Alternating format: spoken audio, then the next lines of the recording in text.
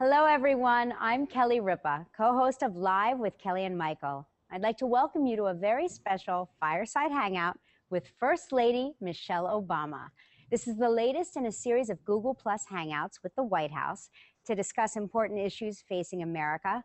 Last month, both Vice President Biden and President Obama came to Google Plus to answer questions from Americans.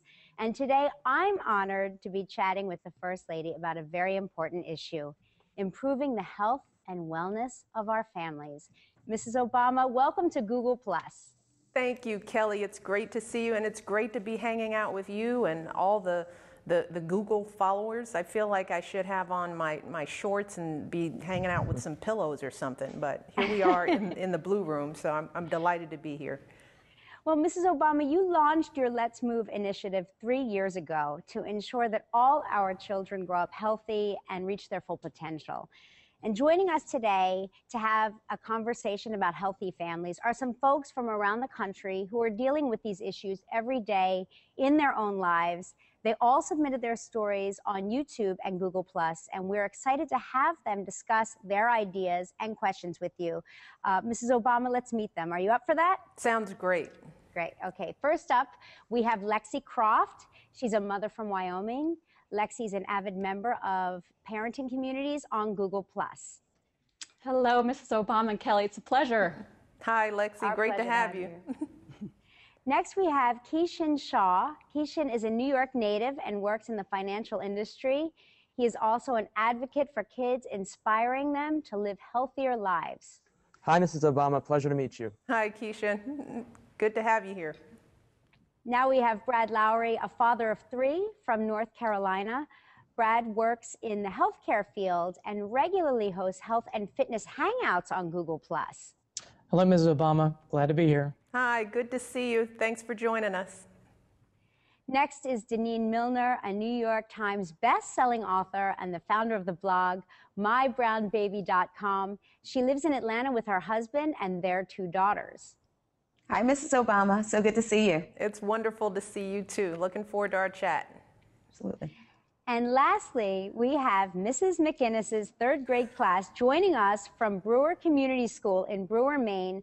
The class has recently been learning all about health and fitness, so they're very excited to chat with you today. And may I say, very well behaved. I know. Mrs. Obama, on your tour, one of the things you've been talking about is the importance of fitness and physical activity. Keishan, why don't you get us started, okay? Thank you so much, Kelly. So I can show you a picture of myself. I used to weigh 200 pounds when I was 12 years old. It was just a very different experience. When I was 19 years old, I was 400 pounds. One day I need to buy a suit. The tailor puts his tape measure around my waist, and it's 62 inches. Didn't even fit his 60-inch tape measure. So I made a vow that day to focus on diet and exercise, and I lost over 200 pounds. No surgeries, no fad diets, no trainers. So I would love to know what's your advice to the 200-pound Keishans of America, the 12-year-olds that are struggling with their weight, and how can we empower them to make that first step? Well, first of all, Keishan, I just want to congratulate you on such a huge accomplishment. And I know it's been a challenging journey, but you look amazing. And more importantly, I know you feel amazing. Right. What I would say to young kids, and I would not just talk to the kids, but I would talk to the people in their lives, their parents, their teachers. I mean, the first thing that we want to make sure that we do is not make this an issue about looks. We should really talk to kids about how they feel inside, so that we're not just dealing with the physical manifestations of the challenge, but we're really tapping into what's going on inside that head of that child. And then we want to talk about ways to make it fun.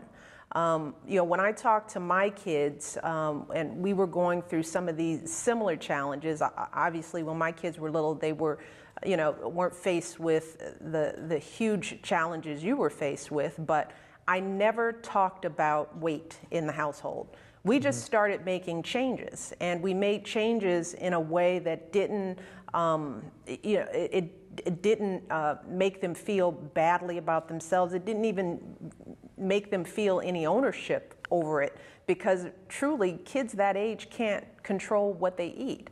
So as the mom, I took it upon myself to make sure that we just surrounded them with foods that were healthy and that they could eat whenever they wanted to. You just have to, get the temptation out of the household wherever possible, and then just try to make activity fun. I mean, most kids just really want to play. And if you talk about exercise in terms of play and not making kids feel like they have to be an athlete or they have to be great at a sport. But you get out and get them walking, something simple. You just start out with walking and you make them feel successful in very small ways. So I think overall we have to keep encouraging kids. We have to make it fun. We don't want to make it about how they look. We want to make it about how they feel. And all of us in the lives of children who surround us, we as adults have to make sure that we're taking ownership as well, and we're doing everything that we can to make that journey a little bit easier for them. Sure. Well, let's hear from Lexi next. That was great, Keishan, and congratulations on your personal success. Lexi? Well, with policies like the No Child Left Behind Act that focus on improving test scores, we have seen a de-emphasis on health and physical education. And so, Mrs. Obama, in your mind, what can schools do to maybe create a good balance so that these kids they perform well on tests, but get the physical activity that they need? That's a great question, and we've been talking about this all throughout the tour. Secretary Duncan, our Secretary of Education, who's a wonderful individual who has showed deep concern about this issue, talks about it in terms of fitness and education being like a false choice, that we've treated it as you can do one or the other, but you can't do both. And what we know, and we know in our hearts as parents that both are important, and research is proving that to be true, because kids' performance on tests and attendance is directly related to their health, how they feel, whether they're moving every day, whether they're starting out their days with a good, balanced breakfast. It all plays a role in how they perform in school.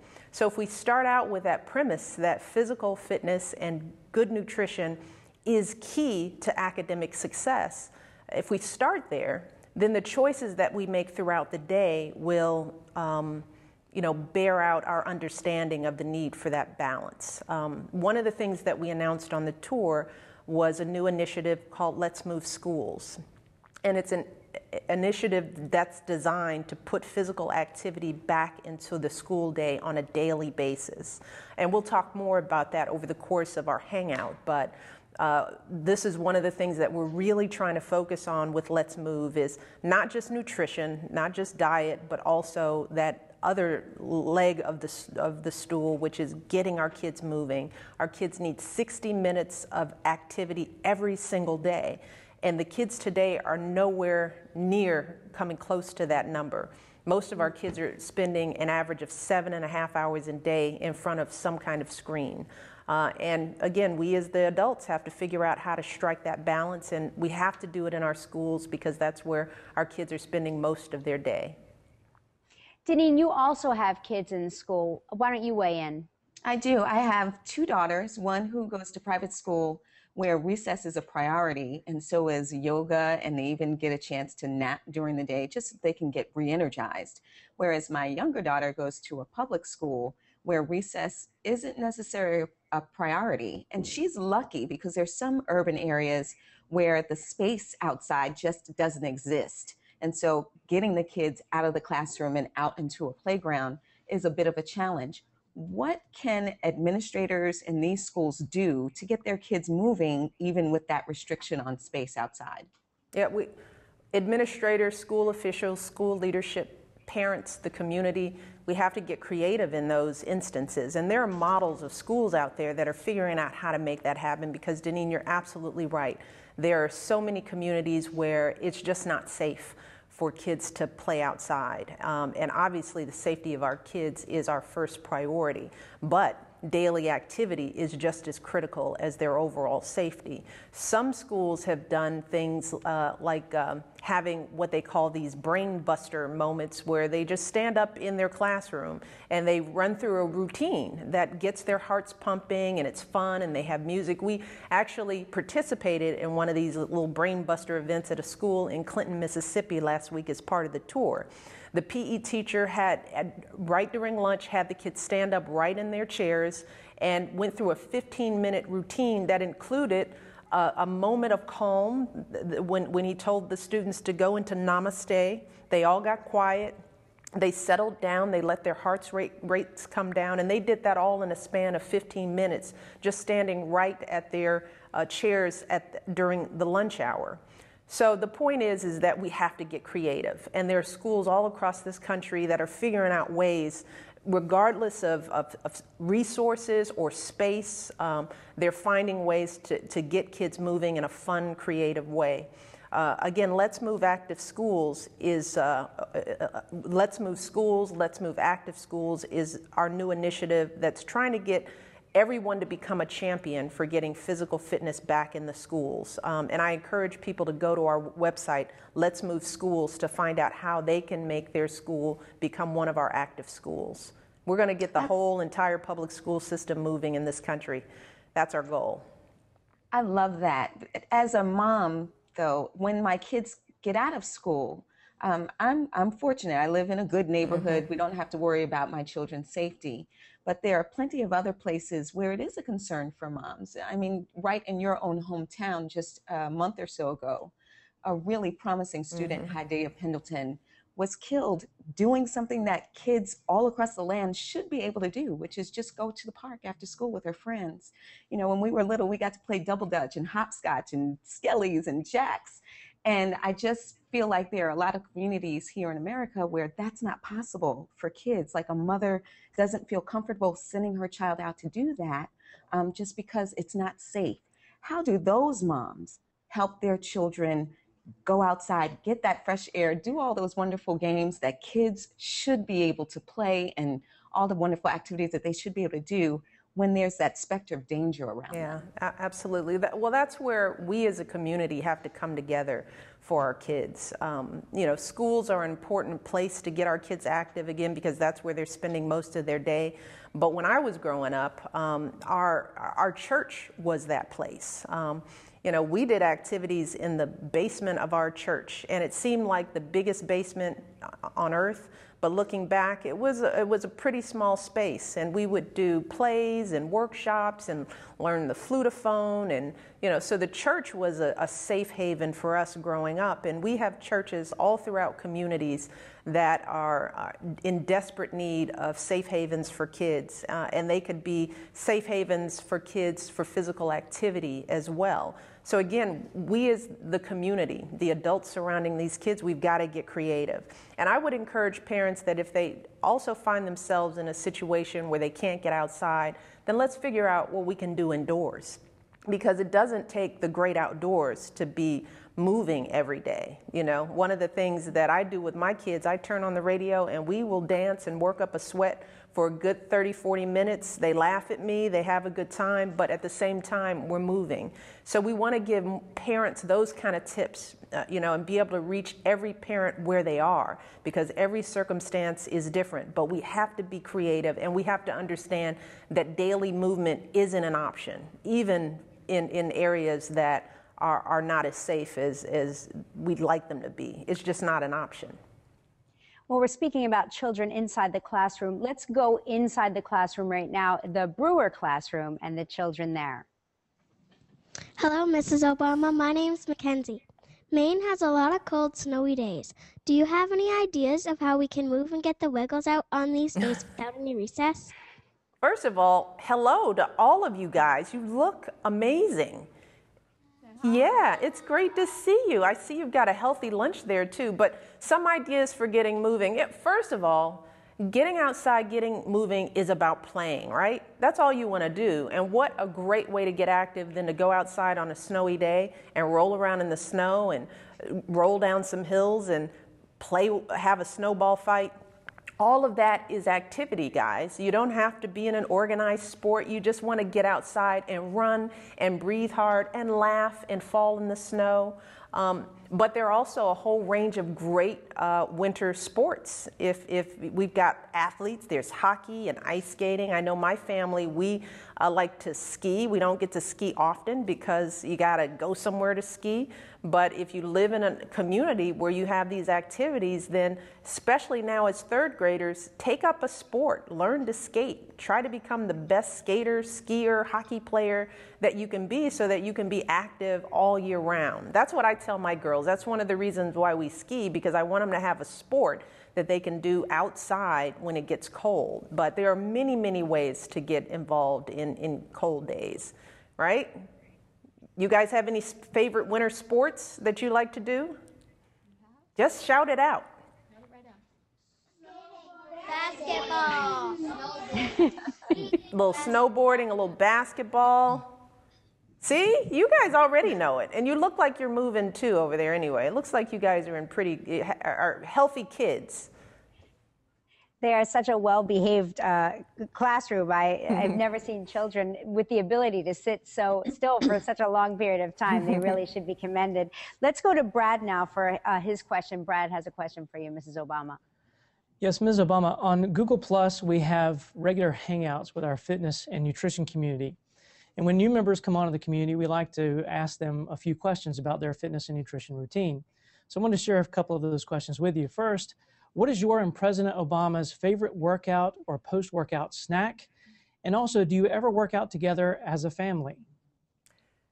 Great questions. Workout snacks. We do a lot of protein shakes because, quick energy, you digest them, they absorb in the body really quickly, give you good energy before and after the workout. But if we have time for food, fruits are great. An apple, we have apples all over the White House, in every part of the White House, including our residence. So the apple is like our go-to snack. It's like the power food. Then I love hummus with fresh vegetables whenever I can get them. So we're just like everybody else. I mean, anything that's a fruit or a vegetable that gives us the energy that we need before or after a workout really does it does a body good. And we actually do work out. Barack and I, we work out every morning together. Sometimes I get up to the gym a little bit before him, but we're usually in there at some point together, and we work out every single day. The girls are now old enough where they're involved in their own activities, basketball, dance, tennis, track. So they're busy after school almost every day and almost every day during the weekend. And we try to go to their sports events whenever possible. The president was an assistant coach of Sasha's basketball team, the Vipers. So we are very involved in our kids' lives physically because it just makes it more fun when the whole family can share in these things together. Mrs. Obama, let's go back to Brewer Elementary. I know that you had mentioned the healthy lunch that you had seen before you. Let's touch on that with the kids back at Brewer Elementary. Good morning, Mrs. Obama. Good morning. It's good to see you guys again. What do you have there? It's an honor to meet you. Allie is going to show you what's on the menu today. Hello, Mrs. Obama. This is a deli turkey sandwich with bug bite grams, salad, 1% low-fat milk, beans, and pears. Our question for you is, what can we do to help the children choose to eat the fruits and vegetables and not throw them out? Oh, that's a very good question. You know, one of the things that I like to do with my kids and kids that I meet is to give them the power of information.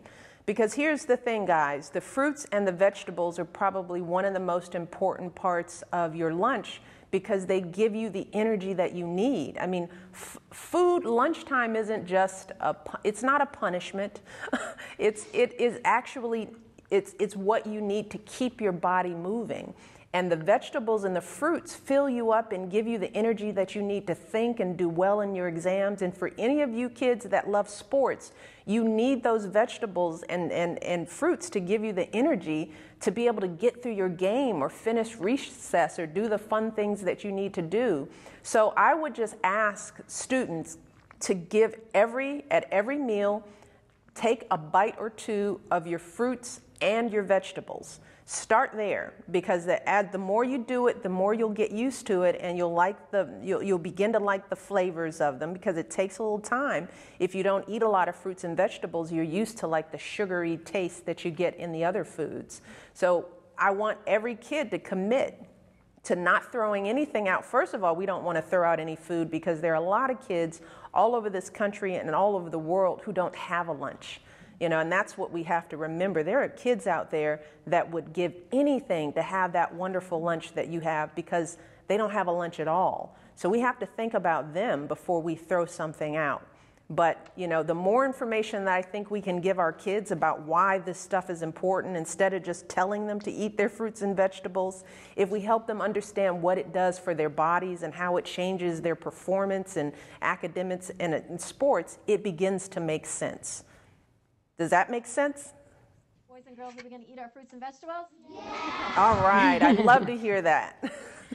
All right, let's go to Lexi next. Lexi? Well, that looked like a really good lunch. It did, didn't it? Yes. So we live out west, where my kids attend a Title I school, which is usually a school in a lower income neighborhood. And our schools are trying hard with the resources that they have to provide balanced meals for our kids. But meal options continue to include the likes of nachos with cheese sauce and corn dogs. So my question for you, Mrs. Obama, is what do you think can be done to ensure kids get healthier, even healthier lunches at school? Well, we have to remember that the new nutrition standards in lunches just went into effect, and many schools are still making the transition, and it's going to take some time. If any school out there is having challenges, they should contact the USDA, because they've got people on staff that are ready to work with schools, because these changes are hard. We're going from one way of doing things to a totally different paradigm.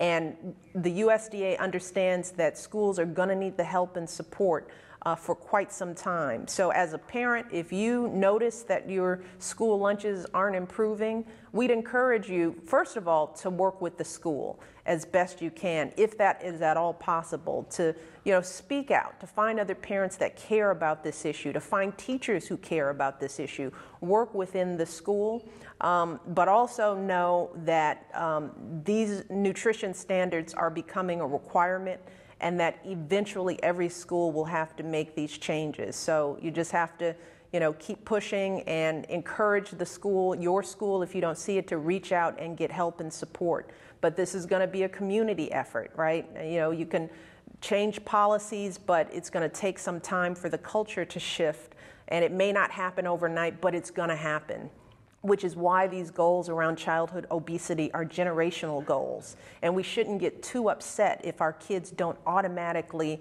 respond the way we want to. I mean, the third graders that we're talking about, if they start these healthy habits now, we're looking at what kind of kids they're going to be when they're headed to college, right?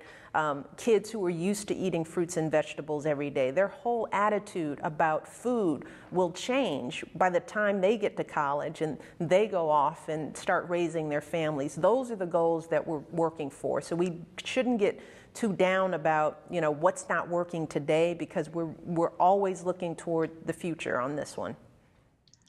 Ms. Obama? No, I'm sorry, Brad, go ahead. Well, in regards to the guidelines and the standards you were just talking about, every year $4 billion are spent on soft drinks through the government-sponsored nutrition programs like the SNAP program, which is the Supplemental Nutrition Assistance Program. It's the new food stamp program. There are currently some initiatives to purchase healthier foods, but could we see stricter nutritional regulations with these programs to encourage raising healthier families? The focus that we've had through Let's Move has really been on giving parents the information that they need to make the best choices for them. That's been our approach through Let's Move, and it will continue to be our approach. I think every community, has to determine what policies work best for them. We've got policymakers in Washington that are going to be looking at these very issues, and they'll be deciding on what's the best direction.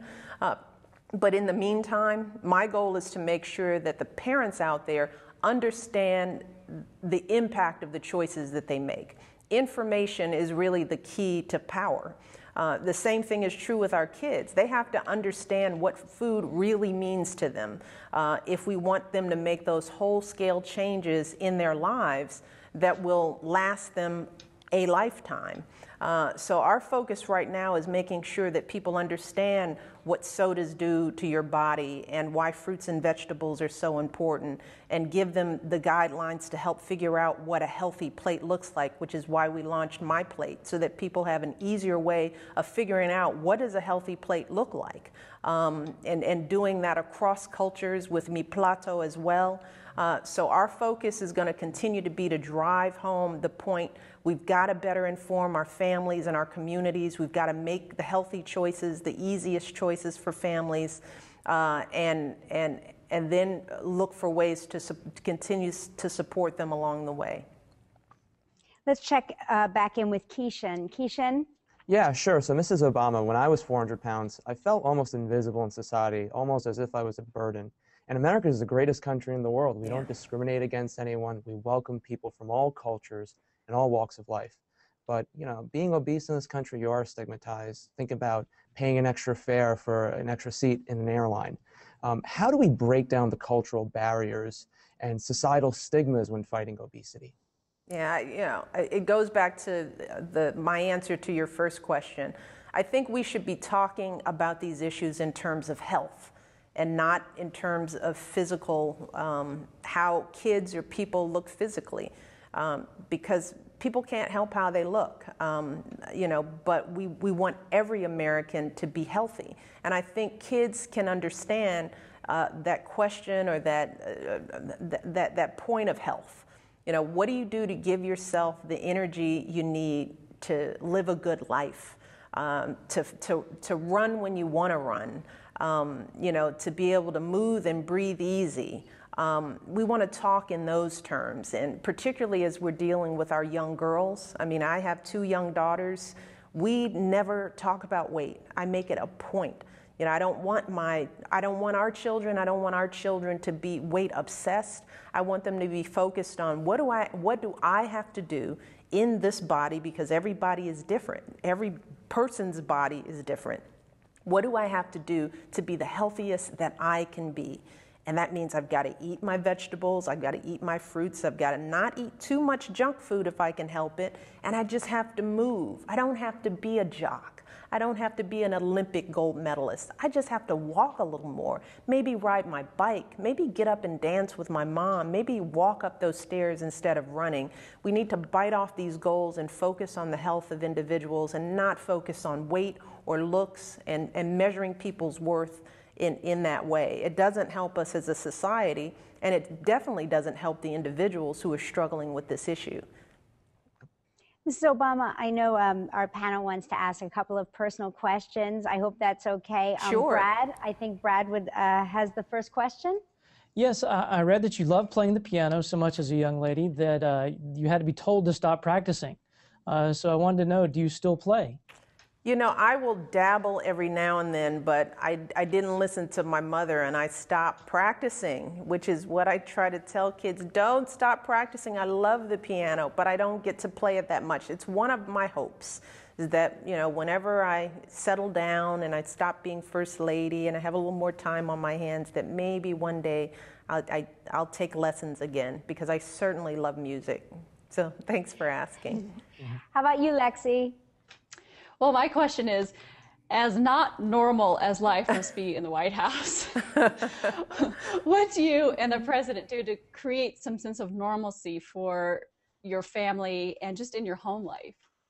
We try to continue the routines and the habits and traditions that we had before we were here. You know, something as simple as making sure we sit down for dinner together every night. I talk about this all the time. I mean, it was actually something that we didn't have the time to do before coming here. But because both the president and I basically live above the store, as he says oftentimes, he can structure his schedule so that we're all here at the same time. And that family meal turns out to be the most important time of day for all of us. And I have to agree. Yeah, and that's something that we encourage families to try to do more of. It's tough in this modern day fast-paced world, but when we talk about our kids' health and obesity, studies do show that increased family dinners do have an effect, because that's the time you know what your kids are eating, you know, and you can talk about it in a non-judgmental way. You can talk about the day. You tend to eat a little more slowly because you're not just gobbling down your food in front of the television. You're sharing, you're sort of letting go of all that emotion from the day.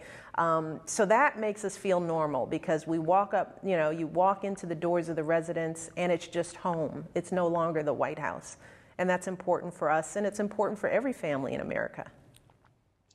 Keisha, do you have a question for the First Lady? Sure. So, Mrs. Obama, I saw you present the award for Best Picture this year at the Oscars. Can you tell us what that was like?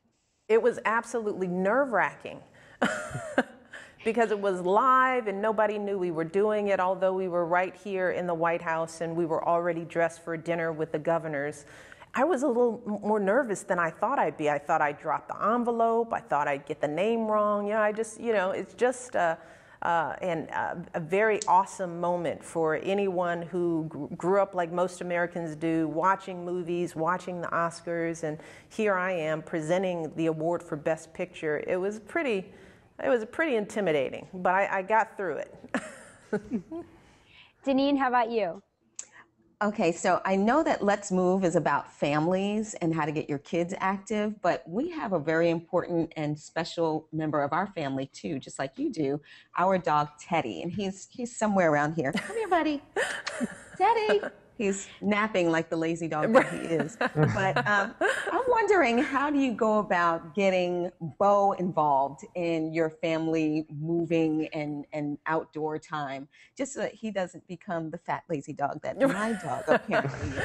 Well, Barack says that Bo is not very active. He always teases him, but he actually gets out every day. The girls have to walk him, which is part of after dinner. That's part of their ritual.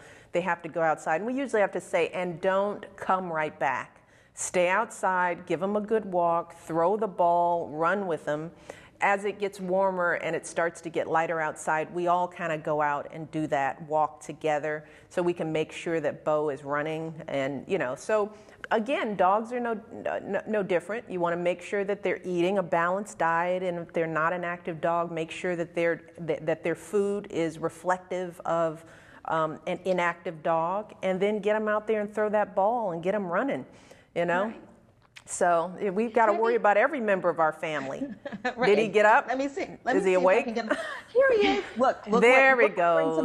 Treats, right? Here he is for the treat. Hi, buddy. He came for the treat. Can you see him? It's great to see you. I'm glad he woke up from his nap. I know, right? We all wake up for treats. Mrs. Obama, let's go to our last question over at Brewer Elementary School. Hello, Miss Obama. Our favorite dance move is Raise the Roof. Let's see. Oh, yeah. What is your favorite dance move? Well, it's obviously the Dougie, you know? Can you guys do a little Dougie? But Raise the Roof is a good one. Yeah, there we go. We've got the Brewer students doing a little Dougie. Teach me how to Dougie. Come on, all our participants. You got Kelly, Denise, everybody. Do a little Dougie. Let's Dougie our way. Oh, yeah, there we go. We're Dougieing all over the land. Where's Brad? I don't see Brad Dougieing. Let's go. Oh, there you go. Way to go. All right, we're all Dougieing. Thank you so much, Mrs. Obama, not just for the Dougie, of course, but for joining us all today for our viewers. The conversation about working together to raise healthier families will continue online, of course. Use #HealthyLiving on Google+ to share your thoughts and ideas. Thanks to everyone, and goodbye, and hope to see you all again soon. Bye. Bye-bye.